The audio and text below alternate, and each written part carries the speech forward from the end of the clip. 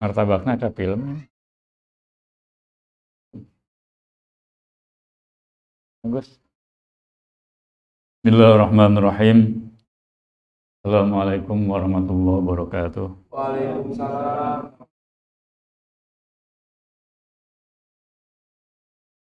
Alhamdulillahilladzi arsala rasulahu bil huda wa dinil haqq liyudhhirahu 'alad dini kullihi wa kafa billahi shahida. Asyhadu an la ilaha illallah wa la syarika lah wa asyhadu anna Muhammadan 'abduhu wa rasuluhu la nabiyya ba'da. Allahumma shalli wa sallim wa barik ala sayyidina Muhammad wa ala ma ba'd. Allahumma rabbana zidna ilman nafi'an warzuqna fahman wasi'an. Rabbi shrah li sadri wa yassir li amri wahlul 'uqdatam min lisani yafqahu qawli. Allahumma arina haqqan warzuqna ittiba'ah wa arina batila batila.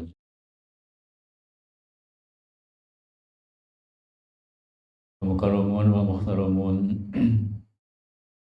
para jamaah Majelis Nahdoh yang Allah muliakan. Alhamdulillah pada malam ini kita sama-sama bisa hadir dalam pengajian rutin di Majelis Nahdoh. Mudah-mudahan kehadiran kita di tempat yang mulia ini insya Allah menjadi wasilah bagi kita mendapatkan rahmat, taufik, maghfirah dari Allah Subhanahu.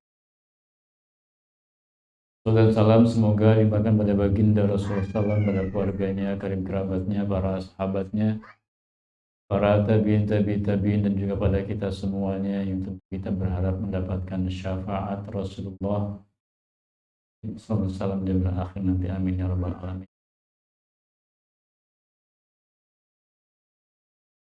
Jamaah rahimakumullah, sebelum kita mulai, mereka sama-sama membacakan Al-Quran, Al-Fatihah. Mudah-mudahan pertama kita berharap kepada Allah,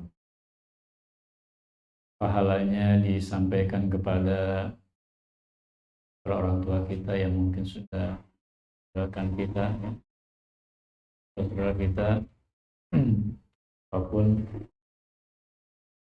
guru-guru kita yang mungkin telah meninggalkan kita, yang telah memberikan jasa yang luar biasa dengan mereka pada kita, dan wasilah pahala yang Allah berikan pada mereka,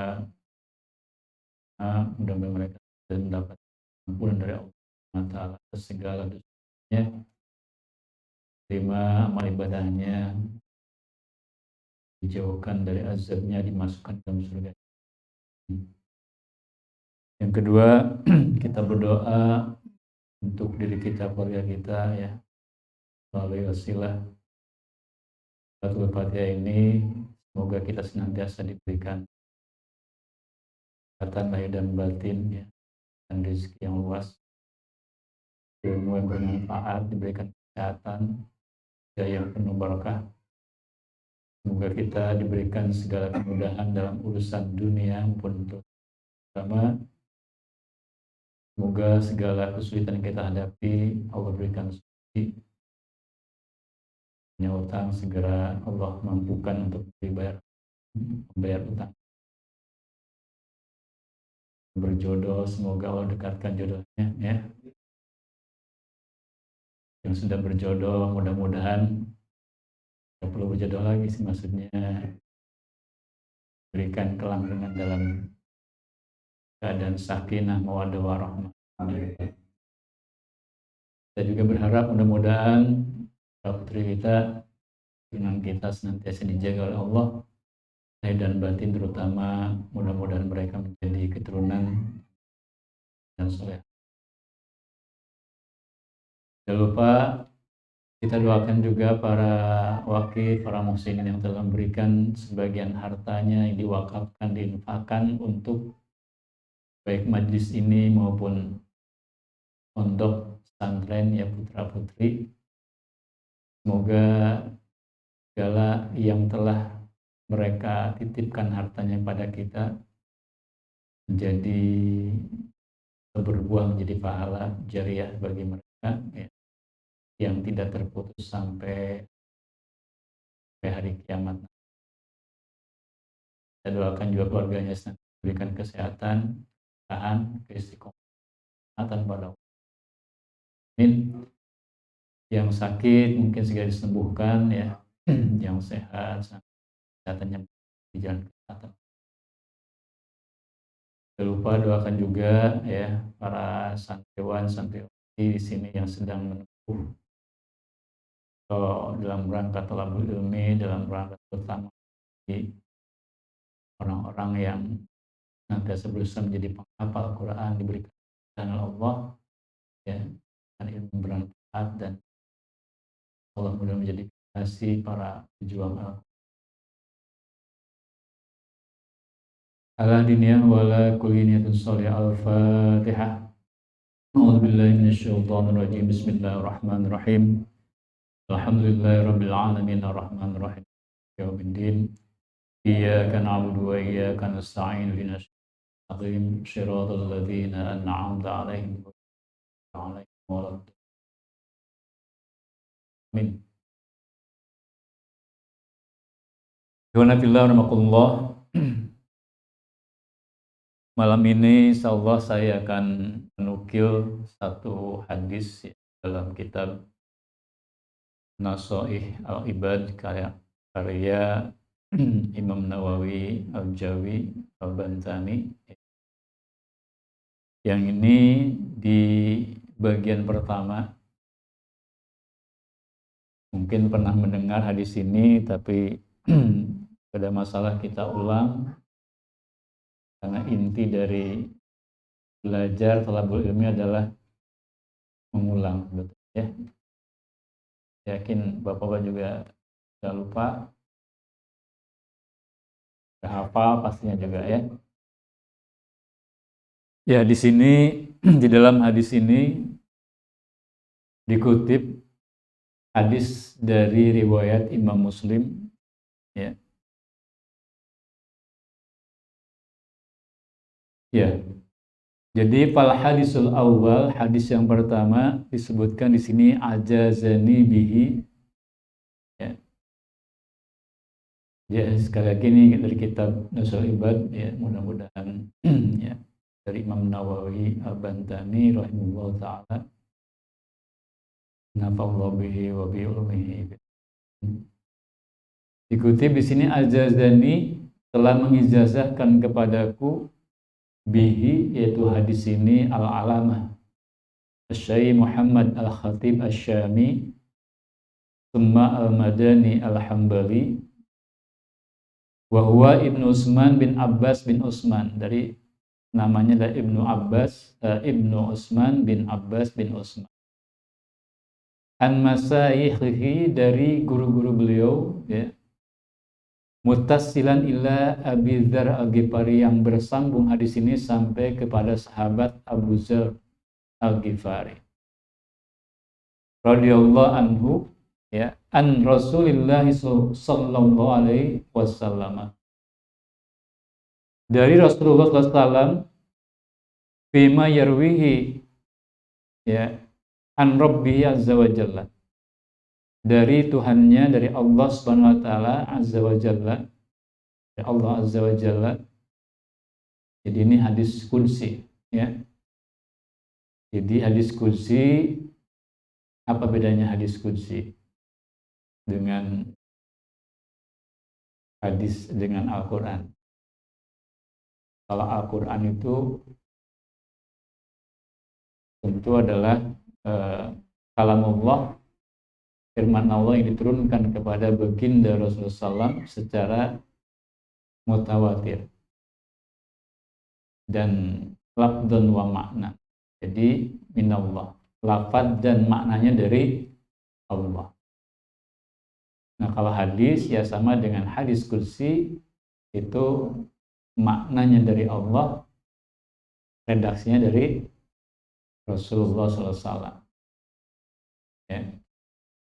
Jadi di sini sebetulnya ya baik Al-Quran maupun hadis hakikatnya dari Allah. dan yaitu didasarkan pada dalil diantaranya di dalam surat An-Najm. Ya, Allah berfirman, A'udzubillahi minasyaitonirrajim.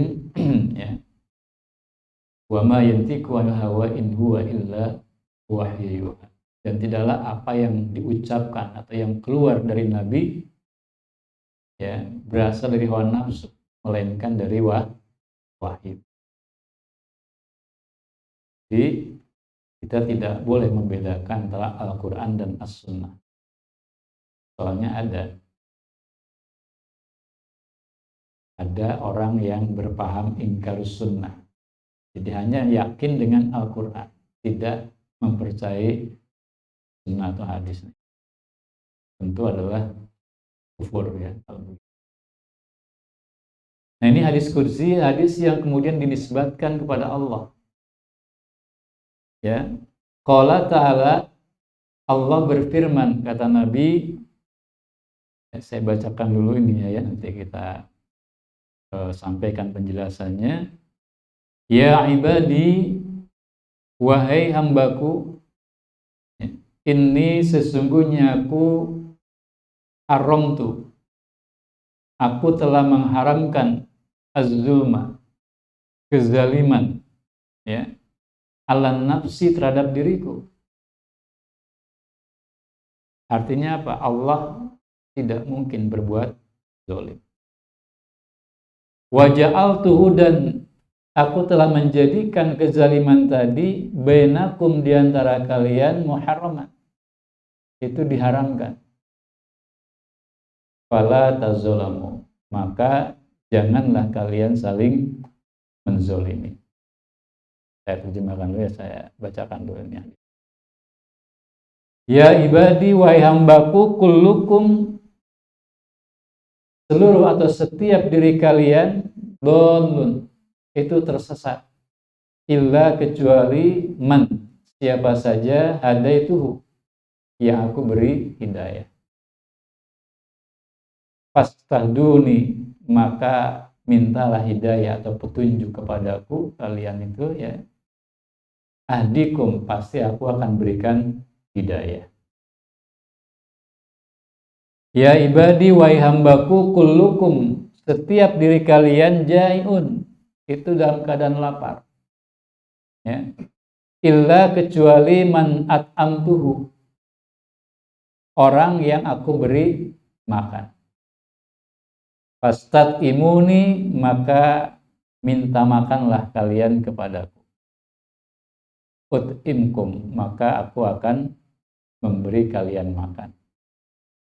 Ya ibadi, wahai hambaku, kullukum arin, setiap kalian itu telanjang pada dasarnya. Illa, kecuali, man kasautuh, orang yang aku beri pakaian. Fastaksuni, maka mintalah kalian pakaian kepadaku. Aksukum, pasti aku akan beri kalian pakaian. Ya ibadi, wahai hambaku, innakum tukhti'una, ya, kalian ini sesungguhnya senantiasa berbuat dosa, berbuat kesalahan, bil-laili, baik di malam hari, wan nahari, dan siang hari. Wa ana, dan aku, aghfiru, mengampuni, dzunuba, dosa-dosa, jami'an, seluruhnya. Fastaghfiruni, maka mintalah ampunan kalian kepadaku. Aghfir lakum, pasti aku akan ampuni kalian. Ya ibadi, wahai hambaku, innakum, sesungguhnya kalian, lan, tidak akan pernah, tablughu dzarri, ya, bisa kemudian mencapai kemadaratanku, fatudurruni, sehingga kalian memadaratkan, membahayakan aku. Walan tablughu naf'i, dan kalian pun tidak akan bisa mencapai manfaat, ya, manfaatku, fatanfa'uni, sehingga kalian memberikan manfaat padaku, tidak bisa. Ya ibadi, wahai hambaku, kata Allah, lau anna, andai sesungguhnya, awalakum, ya, generasi awal manusia di antara kalian, wa akhirakum, dan generasi terakhir di antara kalian, wa insakum dan generasi manusia, ya, wa jinnakum ataupun jin di antara kalian kanu mereka ala atqal qalbi rajulin wahidin, ya, minkum. Kalau semuanya manusia dari generasi awal sampai akhir termasuk jin manusia, ya, itu terkumpul pada kalbu seorang yang paling bertakwa di antara kalian, ya, mazada dzalika, maka ketakwaan tersebut, ya, tidak akan menambah fi mulki dalam kerajaanku syai'an sedikit pun. Ya ibadi, wahai hambaku, lau anna walakum wa akhirakum, andai generasi awal kalian dan generasi terakhir kalian, wa insakum wa jinnakum termasuk jin manusia dan jin, kanu ala jari qalbin rajulin wahidin, berkumpul pada satu kalbu, satu hati orang yang paling berdosa, paling jahat, ya. Mana koso, maka itu pun mana koso dalika, maka itu pun tidak akan mengurangi min mulki dari kerajaanku syai'an sedikit pun, ya.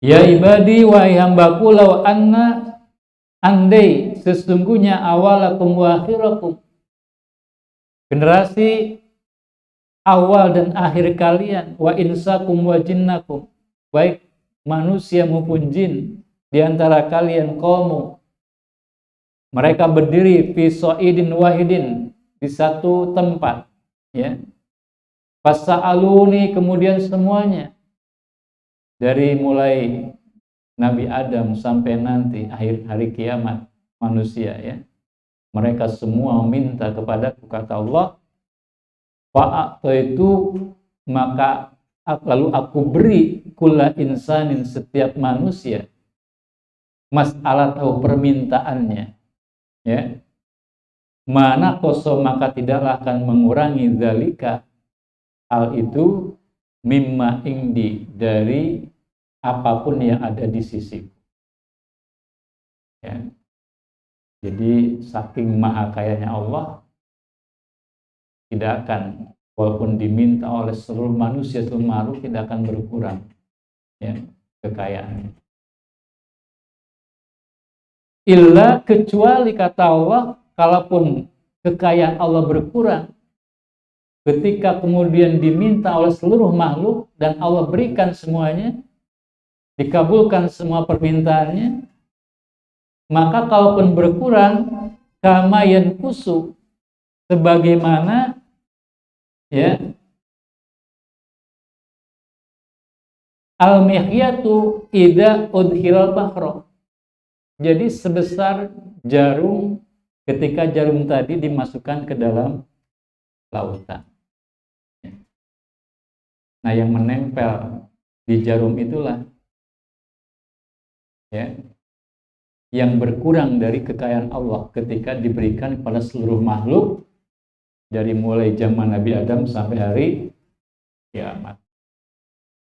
Jadi nu diparebutkeun ku jelema, ya, oleh manusia, seluruh manusia, itu hanya satu tetes air, ya, dibandingkan dengan samudra yang sangat luas yang ada di sisi Allah Subhanahu. Ya ibadi, wahai hambaku, innama ya'malukum, ya, sesungguhnya amal-amal kalian itu uhsiha, ya. Jadi aku perhitungkan lakum untuk kalian, summa uwafiyakum, kemudian aku cukupi, ya, aku balas. Artinya kita tahu bahwa segala perbuatan kita akan dibalas, yang baik maupun yang buruk. Faman wajada khairan, maka kalau ada kebaikan yang ditemukan, atau siapapun yang menemukan mendapati kebaikan, falyahmad Allah, maka hendaklah memuji Allah. Waman wajada, dan siapa saja mendapati ghairu dzalika, selain kebaikan, fala yalumanna, maka janganlah engkau mencela illa nafsah, diri sendiri ya. Hadis qudsi yang cukup panjang ya, yang tadi diriwayatkan oleh siapa? Imam Muslim ya, dari Abu Dzar Al-Ghifari.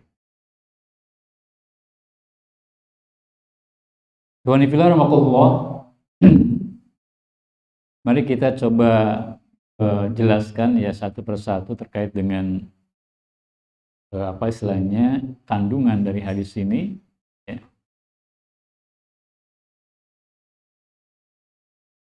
Jadi pertama, ya ibadi wahai hambaku. Hambaku di sini adalah al-khitab ya, seruannya itu adalah lil mukallafin, kepada setiap orang mukallaf. Mukallaf itu siapa? Orang yang terkena taklif ya. Siapa mereka? Pertama adalah tentu ya, kalau dalam konteks orang muslim ya berarti muslimnya itu ya secara umum adalah manusia itu semuanya mukallaf yang dibebani atau ditaklif dengan perintah dan larangan Allah SWT ya. Dan tentu mereka adalah pertama orang berakal. Kalau orang gila kan jadi taklif ya. Jadi lamun teu salat ke orang gila mah teu naonnya berdosa. Orang malas karena sholat ya dan tidak ingin berdosa, orang teu sholatnya kudu gelo artinya. Enu gelo mah teu sholat, teu puasa, bahkan andai pun dia berzina, mencuri, tentu tidak akan dihukum karena bukan mukallaf. Mukallaf itu orang berakal. Yang kedua adalah balik ya, budak leutik teu naon, teu puasa, teu salat, teu dosa ya. Itu diantaranya ya. Jadi ini khitab kepada atau seruan kepada mukallaf ya. Kata Allah, ini sesungguhnya haram tu aku telah mengharamkan az-zulma, kezaliman ala nafsi ya, terhadap diriku. Padahal Allah ya bisa saja berbuat zalim, bisa, tapi Allah tidak melakukan itu ya. Innahu artinya apa? Sesungguhnya Allah mana'an nafsahu, telah melarang dirinya sendiri minaz-zulmi, untuk berbuat zalim kepada li'ibadihi, kepada hambanya. Kama qala azza wa jalla, ini dalilnya apa? Pertama dalam surat Al-Qaf ayat 29 ya. Kata Allah, wa ma ana, dan tidaklah aku ini bizzalamil abid, berlaku zalim terhadap hambaku. Jadi Allah itu tidak pernah berbuat zalim. Jadi kalau ada pertanyaan, ya kalau Allah tidak zalim, kenapa ada orang yang miskin, ada orang yang kemudian tertindas, misalnya, ada orang yang mungkin cacat ketika lahir, gimana itu? Ya, sebetulnya tidak gimana-gimana. Allah Maha Pencipta. Ya. Maka ya terserah Allah. Jadi ketika orang diciptakan dalam keadaan mungkin ya dia cacat atau mungkin tidak sempurna, atau ada orang yang kemudian lahir dalam keadaan miskin dan seterusnya, itu bukan berarti Allah zalim. Karena Allah sebagai pencipta punya hak kepada makhluk. Jadi Allah tidak mungkin zalim. Bahkan lahirnya saja kita ke dunia itu sebuah kasih sayang Allah pada kita. Ya. Kemudian dalam surat Ali Imran ayat 108 dikatakan bahwa Allah tidak zalim. Ya. Wa ma'allahu, dan tidaklah Allah yuridu, menghendaki zulman, suatu kezaliman, lil alamin, pada seluruh alam. Ya, Allah tidak akan zalim kepada makhluknya, kepada manusia, kepada jin, kepada binatang. Ya. Kemudian dalam surat Yunus ayat 44 juga dikatakan, innallaha, sesungguhnya Allah, la yazlimun nasa, tidaklah menzolimi manusia syai'an, sedikit pun. Nah, kalau begitu zolim itu apa? Nah, di sini waqad fassarul ulama, waqad fassara katsiru minal ulama.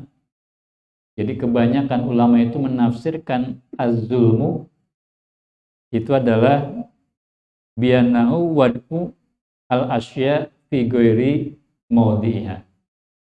Jadi zolim itu sederhana. Sesungguhnya apa? Menempatkan sesuatu bukan pada tempatnya. Mentang-mentang orang non beli sepatu harga 1 juta, disusuhun badina sirahnya. Zolim eta. Kajian kopea harga 20.000, tetap wae orang perlu disimpan di luhur, tong diinjak-injak, zolim. Nah, itu contohnya secara bahasa. Jadi zolim itu menempatkan sesuatu bukan pada tempatnya. Ya, ini diantaranya diucapkan oleh Imam Ibnu Rajab. Nah, waja'altuhu, maka, dan Allah katakan waja'altu, Allah, ya aku menjadikan kezoliman itu bainakum, di antara kalian, muharraman, itu haram. Jadi Allah saja yang mampu, sangat mampu berbuat zolim kepada hambanya, tidak mau, telah melarang dirinya untuk berbuat zolim.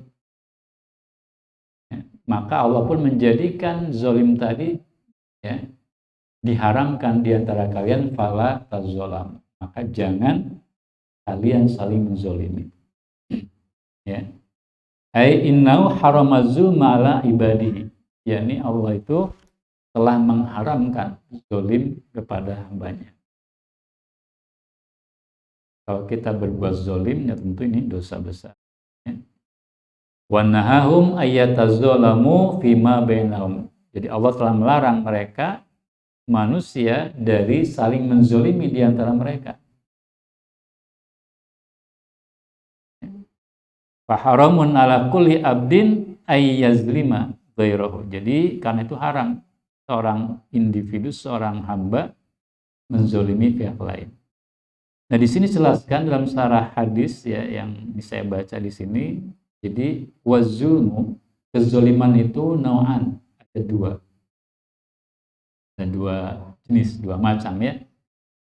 Ahaduhuma, yang pertama, zulmul mar'i, ya, nafsahu. Jadi kezaliman seseorang kepada dirinya.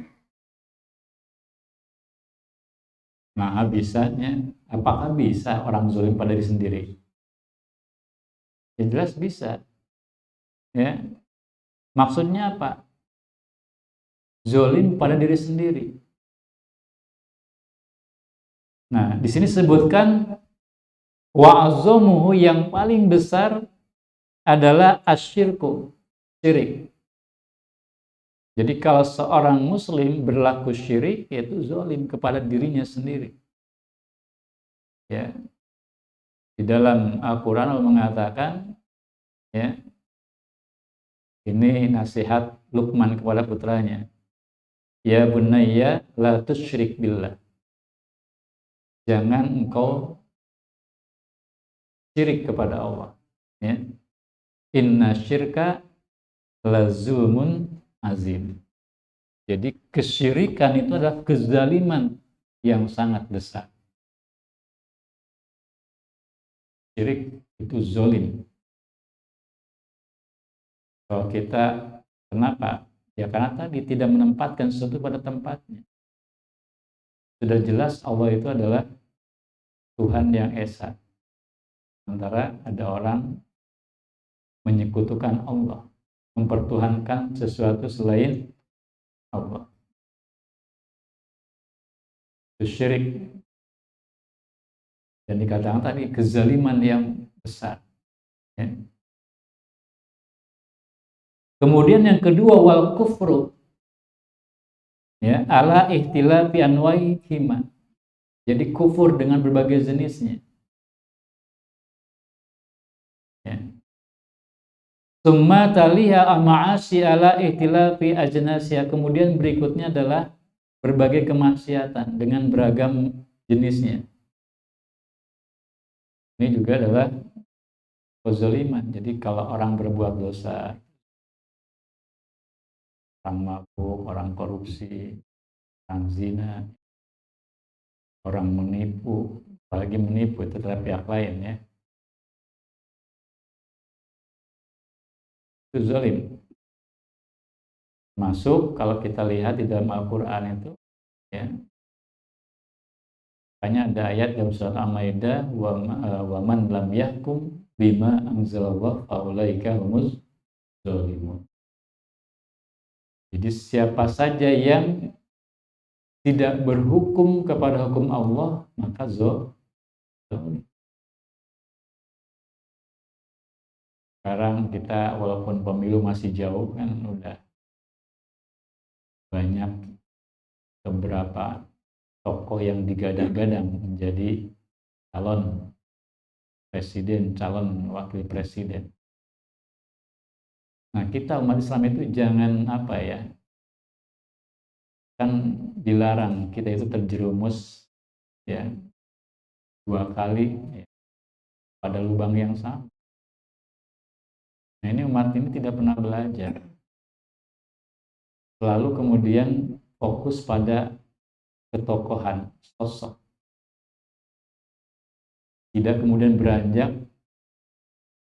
pada apa sih yang harusnya dijadikan ukuran gitu, ya, bagi seorang penguasa dalam memimpin. Karena tidak cukup seorang pemimpin itu misalnya rajin ibadah. Tidak cukup akhlaknya baik. Tidak cukup dia misalnya ramah. Tidak cukup dia seorang dermawan. Ya. Karena apa? Ya tergantung sekarang kalau diukur dengan ayat ini dalam surat Al-Maidah ini, ketika siapapun, waman lam yakun, di situ man itu siapa saja, lam yakum, tidak berhukum, bima anzalallah, dengan hukum-hukum Allah, faulaika humuz zalimun, mereka itu zalim. Sekarang umat lagi gandrung pada siapa? Nah,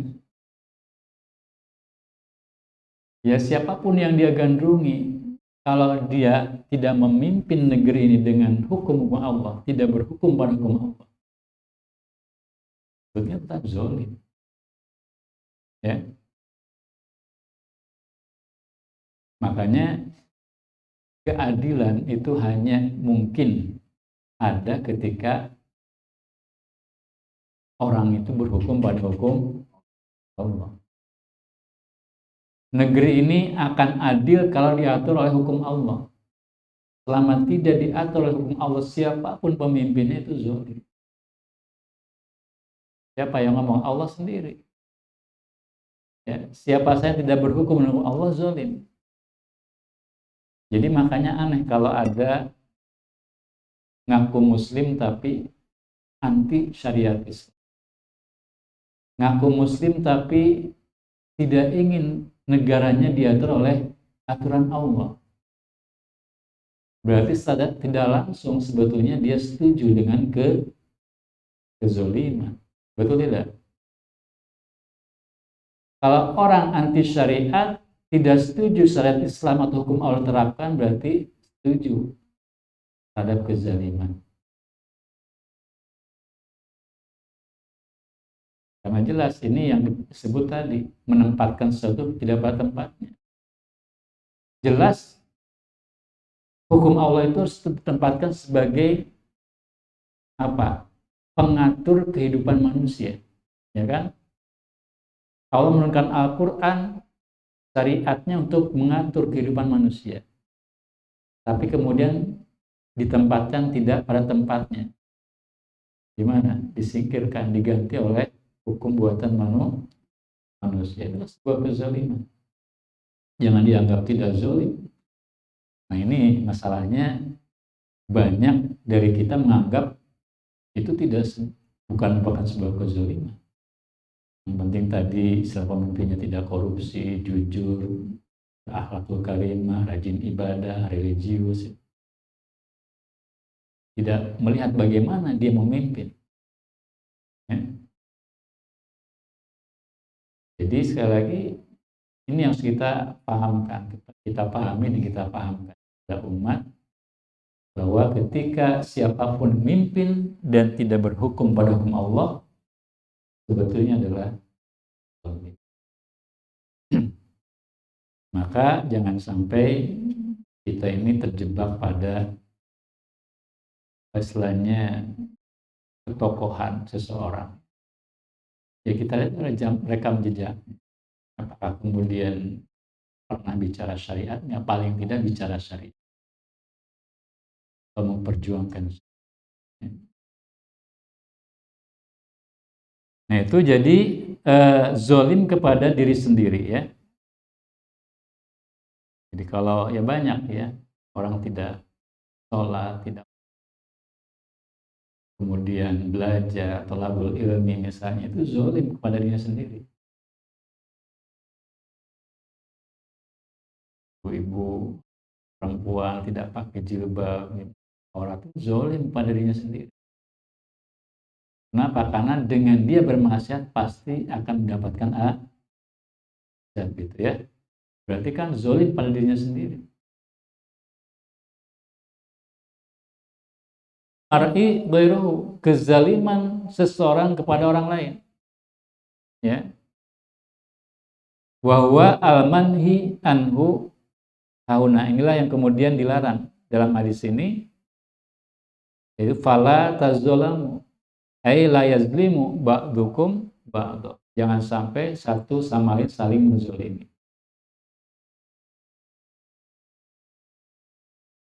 So misalnya ya, ini dalam konteks jual beli yang tadi sedikit disinggung ya. Geus puguh harga pasar tanah dengan berapa? 20 misalnya dengan 20.000 sama meter. Lantaran yang beli orang kota, orang jauh, tidak tahu harga, kemudian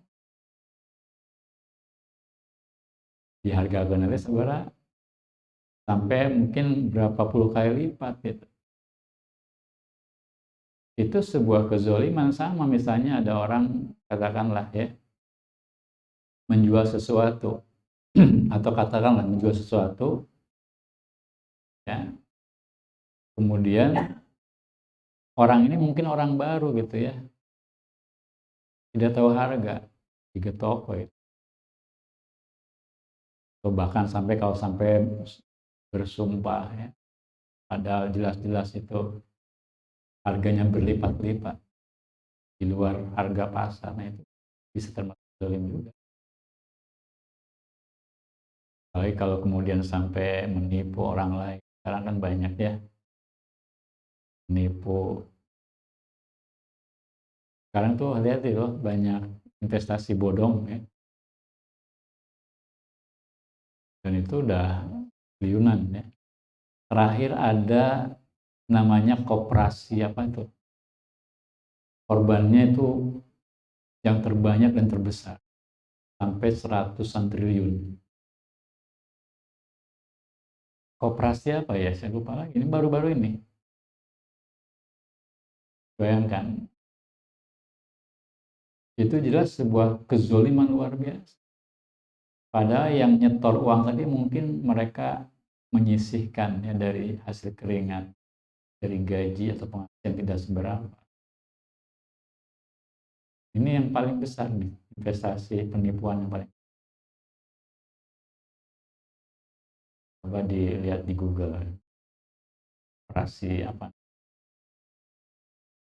Sebelumnya kan kita kalau di kita ya, kampung kita kan ada juga tuh yang jadi cash. Cash. Investasi bodong juga itu ya. Nah, jadi hati-hati ya, kita ini jangan sampai menzolimi orang lain, karena Nabi menceritakan bahwa nanti ya, jadi sahabat itu pernah ditanya, ya, siapa orang yang bangkrut, al-muflis. Intinya kata Nabi, orang yang bangkrut di akhirat adalah orang yang ketika nanti di akhirat membawa amal sholatnya, membawa amal sedekahnya, amal zakatnya, mungkin membawa amal wakafnya, tapi di dunia ternyata dia suka menzolim orang lain. Nah, maka nanti orang yang terzolimi akan menuntut dirinya di akhirat, menuntut balas. Maka apa yang terjadi? Pahala ya orang yang zolim tadi akan dipindahkan kepada orang yang terzolimi. Seandainya yang dizolimi banyak, seperti tadi ya, sampai ribuan korbannya, puluhan ribu bahkan, menuntut semua di akhirat. Ketika pahalanya habis, ya, karena dibagikan kepada orang terzolimi, ternyata masih banyak orang yang terzolimi yang belum menuntut balas. Maka dosa-dosa yang terzolimi tadi akan dipindahkan kepada orang yang zolim tersebut, orang bangkrut. Makanya ya sekarang ini kan dianggap hal yang biasa ya, nipu. Sekarang kan apalagi di zaman apa istilahnya, era media sosial ya, lewat WA, lewat SMS segala macam. Nah, doge seberapa kali biasanya ditipu orang mau ngaku sekda, ngaku sekda wali kota, ini mau ada sumbangan, dan langsung transfer gitu, ada bukti transfernya kan 10 juta ya. Kita kan bukan orang bodoh. Terus intinya ya sekarang itu yang namanya print out, transfer itu kan gampang juga. Jadi macam-macam lah ya. Jadi cara orang untuk berlaku zolim dan mereka tidak merasa berdosa.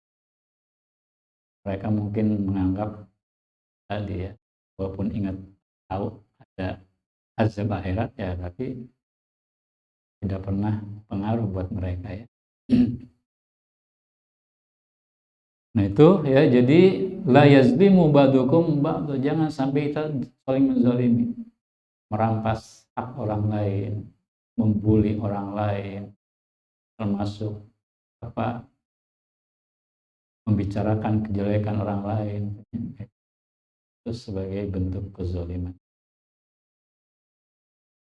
Kemudian kulukum dhalun ya, ya ibadi wahai hambaku ya. Karrara anidza, Allah di sini mengulang seruan ya ibadi, ziyadatan sebagai bentuk tambahan fi tasyrifihim, dalam bentuk memuliakan hambanya mereka ya, kita. Wa ta'zimihim, dalam rangka mengagungkan kita sebagai hambanya. Walidha, karena itulah adzafahum ila nafsihi, Allah menisbahkan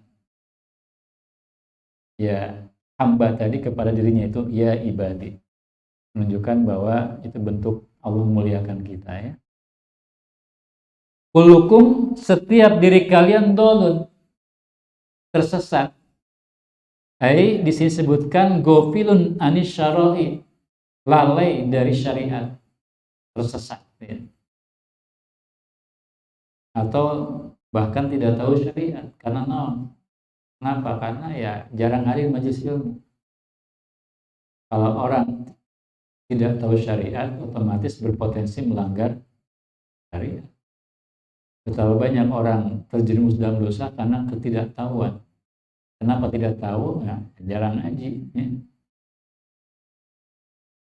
jarang ngaji, seminggu sekali ge ya. Seminggu sekali.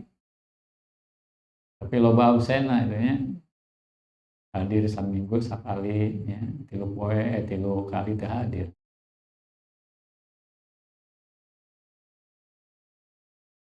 Jadi padahal jelas ya, kita ini harus, karena kan jelas ya, al ilmu qabla al amal. Ilmu itu harus lebih dahulu daripada amal. Nah, kalau orang tidak berilmu, otomatis ketika dia beramal sangat mungkin melakukan amal-amal yang salah, keliru, yang mendatangkan dosa. Ya, jadi semua kalian tersesat illa man hadaituhu, kecuali orang yang aku beri petunjuk. Ai wafaqtuhu, artinya aku beri taufik. Maka fastahduni, kalau memang Allah memberikan petunjuk, mintalah kalian petunjuk padaku. Ya, orang teh sebenarnya kalau minta petunjuk mah setiap sholat ke mintanya berapa kali? Minimal 17 kalinya. Ihdinas siratal mustaqim. Benar, 17 kali. Atau salah? Ya, Al-Fatihah kan dibaca 17 kali ya dinas. Ihdinas siratal mustaqim. Ya Allah, berikanlah kami hidayah atau petunjuk ke jalan lurus. Hari ihdinas siratal mustaqim, hari ngaji tara. Geus puguh dina pangajian aya hidayah teh nya lantaran dikupas sumber hidayah naon? Al-Qur'an. Makanya kan Allah mengatakan zalikal kitabul la raiba fihi hudan lil muttaqin. Jadi sebagai bentuk kasih sayang Allah, manusia itu udah dikasih hidayah, Al-Qur'an.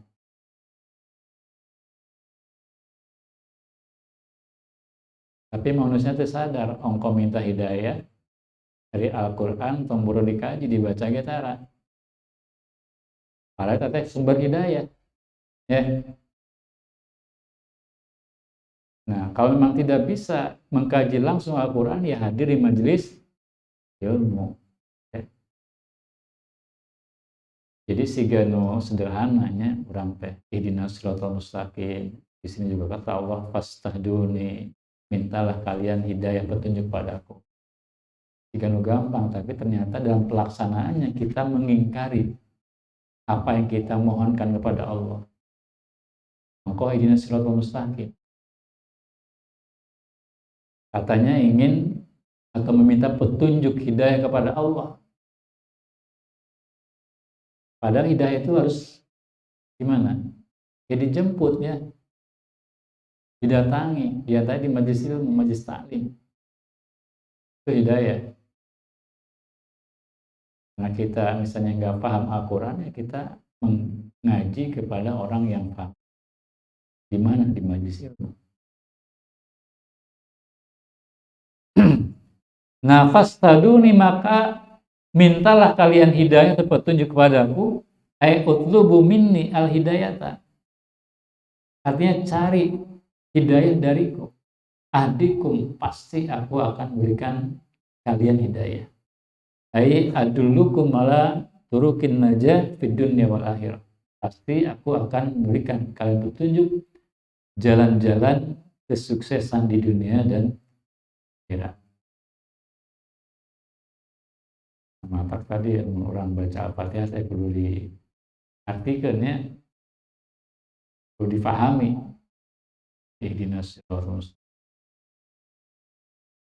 Dalam orang memahami, merenungkan setiap ucapan dalam sholat, luar biasa. Jika kita Allah Maha Besar, yang lain itu kecil. Dunia itu kecil di mata kita. Mata kalau mikir sholat, pemikiran dunia ada kecil. Yang besar masa. Dan kunaon mikir sholat segala ingat. Kadang-kadang nu pohoge ingat nanti kersa. Allahu Akbar. Allah Maha Besar, berarti selain Allah itu kecil. Belum lagi kita mengucapkan Bismillahirrahmanirrahim ya, atas nama Allah Ar-Rahman Ar-Rahim yang Maha Pemurah lagi penyayang. Ya, kalau dimaknai ya silahkan tadi dan kalau diterjemahkan sudah paham. Mungkin pendalaman dari sisi tafsirnya ya, tafsir Al-Fatihah gitu tadi. Kemudian ya ibadi, wahai hambaku, kullukum jai'un, setiap kalian itu lapar, ilaman atamtuhu ya, kecuali orang yang aku beri makan. Fastat amuni utimkum ya, maka mintalah kalian makan kepadaku, maka aku akan beri kalian makan. Ya ibadi wa hambaku kullukum ma'arin, setiap kalian telanjang, illa man kasautu, kecuali orang yang aku beri kalian pakaian. Fastaksuni, maka mintalah kalian pakaian kepadaku, aksukum, maka aku akan beri kalian pakaian. Nah, di sini disebutkan bahwa kullu wahidin minkum, setiap diri kalian, fi hajatin, itu selalu ada dalam kebutuhan ila ta'am, makanan, wal kiswah, dan pakaian. Bahwa alladzi tabdul alaikum, inilah yang apa istilahnya. Jadi kenapa ta'am dan kiswah? Karena itulah kebutuhan yang paling dibutuhkan manusia. Ya. Memang boga mobil dia kudu boga baju heula ya. Bukan naik mobil telanjang juga. Nggak mungkin ya. Memang boga motor teh orang kudu seubeuh heula nya. Boga motor tapi lapar. Nggak mungkin. Karena kebutuhan makan, pakaian, dan kebutuhan primer ya. Maka kenapa Allah di sini menyebut dalam hadis ini dua hal yang utama, yaitu makan dan pakaiannya. Nah, intinya adalah kita ini harus meminta kepada Allah, hanya kepada Allah. Ya. Qala ta'ala ya ayuhan nas antum al-fuqara.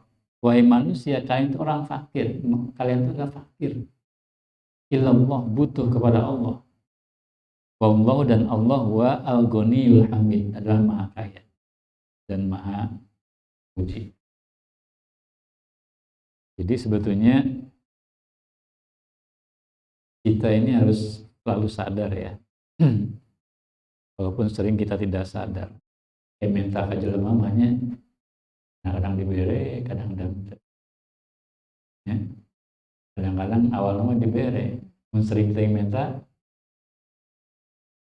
ya bosen nanya. Udah jelema tuh. Jelema lain nu maha beunghar makan Allah.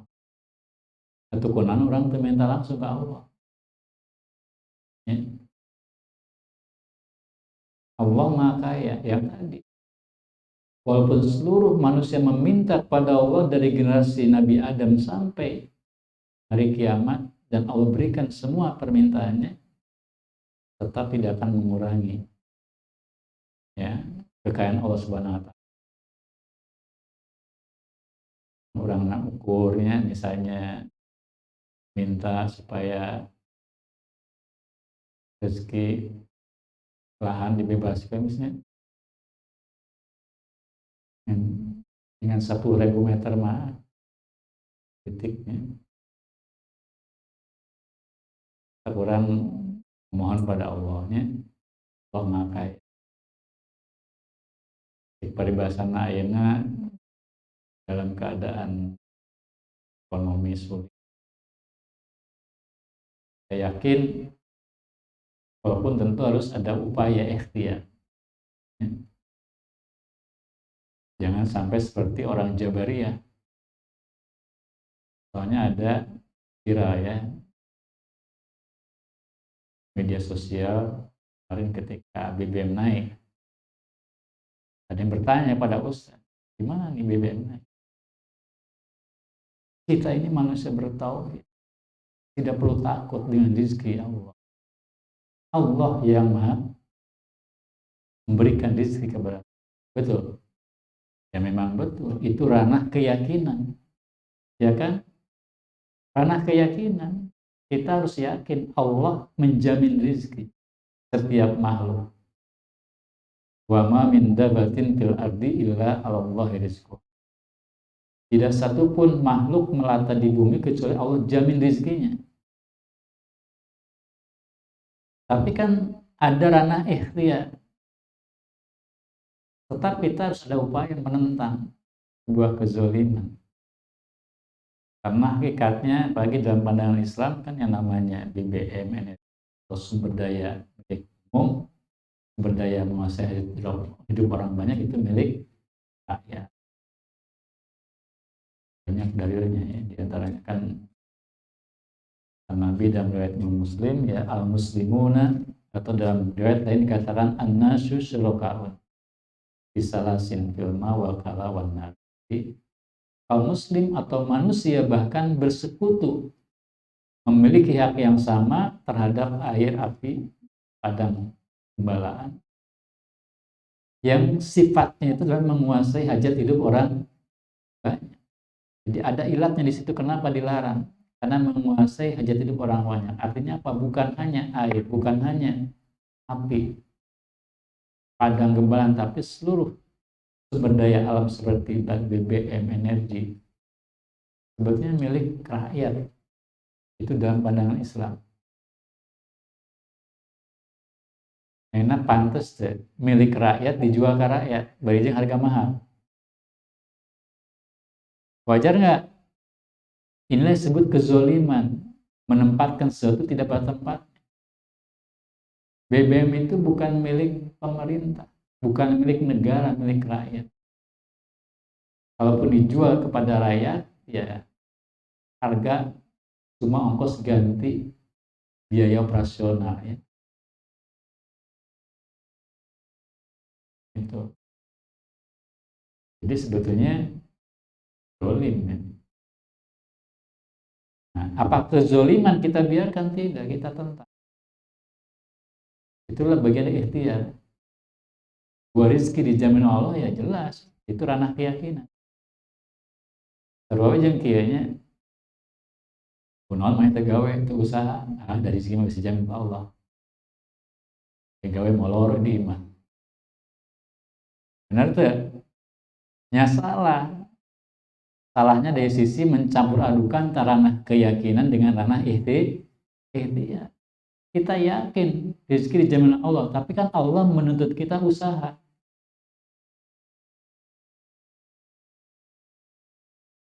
Makanya Allah, Rasulullah memuji orang yang istilahnya mengusahakan nafkah dari hasil tangannya sendiri tanpa dia minta. Makanya kan ada keterangan apa?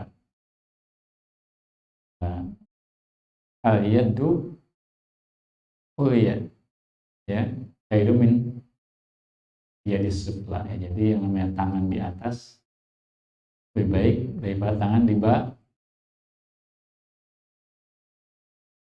Ya gitu mangga wae kieu atuh tah.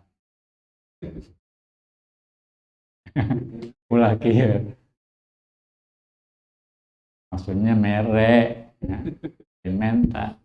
Dari kieu-kieu kana mah sarua tuh. Ya.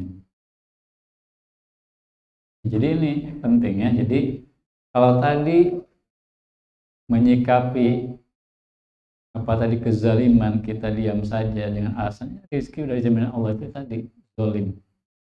Karena menempatkan sesuatu tidak pada tempatnya. Antara ranah keyakinan dicampur adukan dengan ranah ya.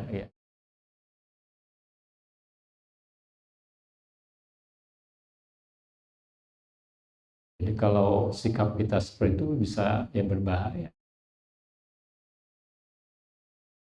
Itu nggak sesuai jadi orang semua dipasrahkan kepada Allah.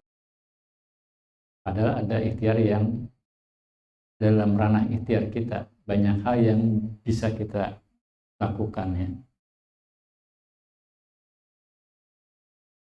Nah, di sini katakan wa khassa ta'ama. Kenapa Allah mengkhususkan ta'am? Ya, makanan wa kiswa dan pakaian bidzikri untuk disebut duna ghairihi tanpa menyebut yang lain. Li'annahuma ahammu syai'in. Nah, ini karena keduanya merupakan perkara yang penting. Ya, yahimul abdu fi hayatihi, bagi seorang hamba dalam kehidupannya. Makanya sederhana apapun tetap orang itu butuh pakaian. Pakaian misalnya, walaupun orang irian, walaupun sederhana tetap sesuatu yang menempel pada tubuhnya untuk menutupi ya sebagian aurat. Nah, kemudian ya ibadi, wahai hambaku, kata Allah, innakum sungguhnya kalian tukhti'una, biasa berbuat salah, berbuat dosa. Aitaf aluna khati'ah aidzanba, yakni kalian selalu mengerjakan kesalahan dan dosa. Billaili wan nahari, di malam dan siang hari. Wa ana, dan aku ini, kata Allah, aghfiru dzunuba, akan mengampuni dosa-dosa jami'an seluruhnya.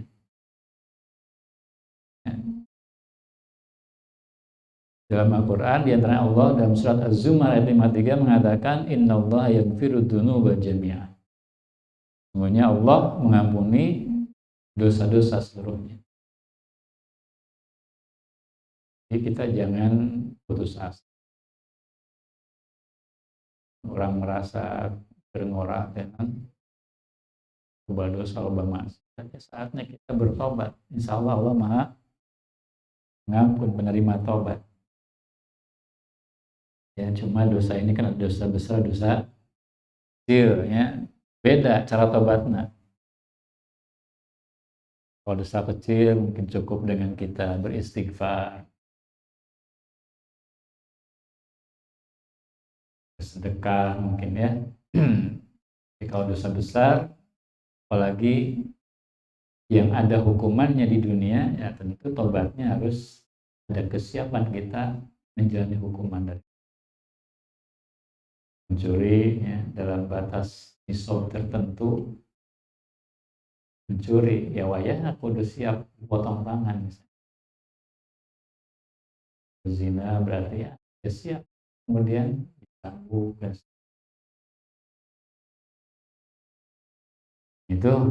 Itu baru 3 ya, masih panjang nih. Nah, karena Allah dikatakan ya aghfiru dzunuba jami'an fastaghfiruni, maka mohonlah kalian ampunan kepadaku. Ai utlubu minni maghfiratan dzunubikum, yakni carilah dariku ampunan atas dosa-dosa kalian.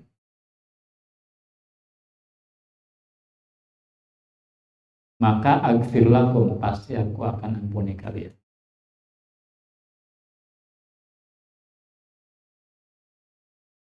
Jadi intinya tadi ya, kita jangan berputus asa pada rahmat. Kita meminta ampunan, kita meminta rezeki dan lain. Kadang-kadang kan ada orang frustasinya sampai kemudian bunuh diri.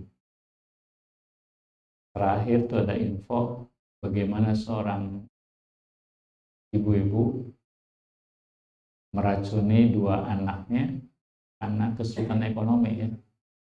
Kemudian dia sendiri gantung diri. Sekarang inilah ya, ini sedikit renungan. Iblis itu pernah berdoa kepada Allah. Untuk apa? Minta ditangguhkan umurnya sampai hari kiamat. Jadi iblis mah gak mati-mati. Ditangguhkan sampai hari kiamat.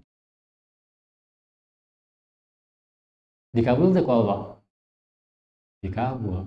Eta iblis makhluk yang paling menentang Allah dikabul ku Allah doana. Teu piraku orang muslim musolat pokoknya taat ka Allah piraku teu dikabul doana. Masa iya Allah tidak mengabulkan doa kita sementara iblis saja berdoa meminta pada Allah dikabul. Padahal makhluk yang paling menentang Allah. Maka jangan sampai kita berputus. Apalagi Allah mengatakan ud'uni astajib lakum, berdoalah kalian padaku pasti aku kabulkan. Cuma tadi itu cukup doa orang kudu ikhtiar. Ya mamesnya cukup doa. Sampai mana ikhtiarnya ya? Atau di antara ikhtiar atau kalau Ustaz Arif itu sih. Saya loba calonnya.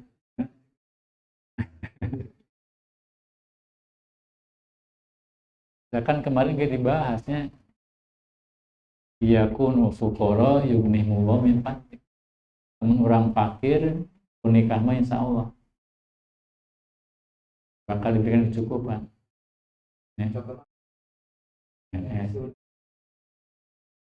Ayah Kang Saiful oke di sana nikah.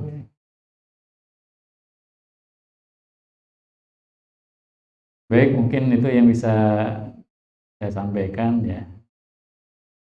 Lama belum selesai, mudah-mudahan yang bisa dibahas pada minggu depan ya. Ini hadis yang nukil diantaranya dalam kitab Nasihul Ibad Imam Nawawi, diskusi dari Abu Dzar Al-Ghifari dalam riwayat Imam Muslim, mudah-mudahan jadi bahan tazkirah bagi kita. Dan sebelum ditutup barangkali ada yang perlu dijelas gitu, pertanyakan Bapak Guru biasanya.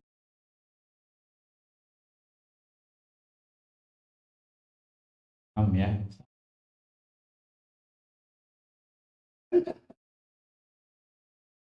Ya kalau paham berarti tinggal satu hal, mengamal. Ya, keberkahan ilmu kita diamal. Baik, kita tutup dengan hamdalah dan bermajlis. Ya. Alhamdulillah.